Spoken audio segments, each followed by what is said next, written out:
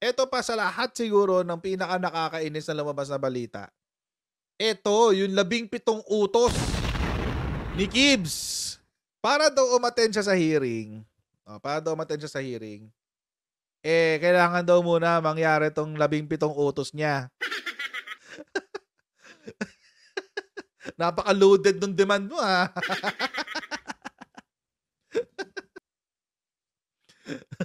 Feeling niya siguro siya rin ang owner ng Senate. Ito yung nakakatawa, You must reveal the amount that you paid to these witnesses, whether by way of cash, ATM, credit card, GCash. It must be attested and signed by your witnesses, including sources of funds, whether personal or government-related funds. Ang tanga ng gagawa nito. Kailangan sabihin mo kung magkano binayad mo sa mga witnesses mo. Ang bobo mo.